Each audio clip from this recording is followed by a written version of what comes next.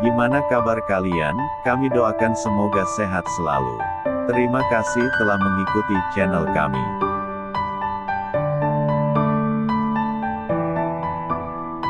Me kindly offer some views. We are in a state of distress concerning events which are rapidly evolving between Russia and Ukraine. And could you kindly offer some guidance, some explanation, so we can have a better understanding from the perspective of Islamic eschatology, of course, of what is happening between Russia and Ukraine. And I want to remind you, if you need to be reminded, that Russia today is not the same as Russia yesterday. Yes, there used to be a Soviet Union which was a superpower, but that superpower was sometimes acting in tandem with the West. As you can see what happened in the war of 1973, when the Zionists were on both sides of the war, and that's why the war was taken to a draw. And as a result of that, Anwar Sadat then had a chance to make this glorified peace with Israel. So that was a piece of fancy footwork on the part of the Soviet Union. And then you see the Soviet Union again in tandem with the West when in 1952, Nikita Khrushchev handed over Crimea, which is Russian, to Ukraine in the middle of the night without asking the people of Crimea what they wanted, without seeking permission of the people of Russia. This is what Nikita Khrushchev did. So you see the Soviet Union playing a game with the Western world and throwing dust in our eyes.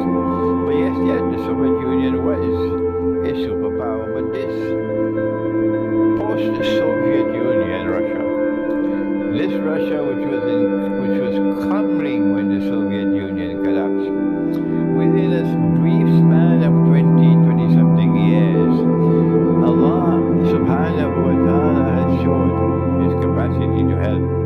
And this Russia has grown now to a position where it is so powerful that look at what has happened. The Western world has been ruling over mankind for the last 300 years or more, and changing regimes all over the world, really particularly in South and Central America. They use the Monroe Doctrine. This is our backyard. Nobody comes into our backyard. And so they've been changing regimes really all over Central and South America for the last 200 years. Why have they not been able to change the regime in Venezuela? The government of Venezuela, because it's an elected government. Why? Answer, they've done everything they could do. There's nothing else they can do now. But they've not been able to change the Venezuelan government, the legitimate Venezuelan government. Why? Because they cannot invade.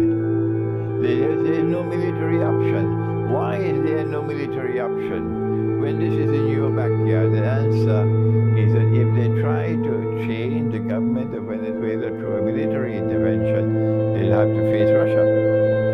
And they don't want to face Russia because Russia is not Libya. Russia is too powerful for them. That's why they have not been able to invade Venezuela. Number two, we have pointed out that Russia took a tremendously dangerous step when Russia intervened to save Syria. It could have led to nuclear war. But with indescribable courage and integrity, and with the entire people of the Russian Federation supporting their government, Russia intervened in Syria and blasted the bogus jihad, the ISIS jihad, which was created and funded and manufactured by the CIA and by the puppy dogs of the CIA, by Saudi Arabia, by Qatar, and of course, who else? Turkey. Turkey was up to the neck in the effort to overthrow the Syrian government. And Russia has succeeded. The Western world have never known this before. There's a force so powerful that they can defeat the West. And that's what Russia did in Syria. But the one that hurt the most for the West was when they suffered the greatest defeat in the entire history of modern Western civilization. And that is in 2014 when they lost Crimea. Russia took Crimea, or rather took back Crimea, because Crimea belonged to Russia. Russia took back Crimea in 2 weeks without firing a shot. And for this, they've never forgiven themselves. Russia is now facing this bitter hatred and envy from the West because of the power that Russia now has, and Russia is not prepared to bend honestly and submit to them. The West has suffered yet another defeat in Afghanistan, and it was a humiliating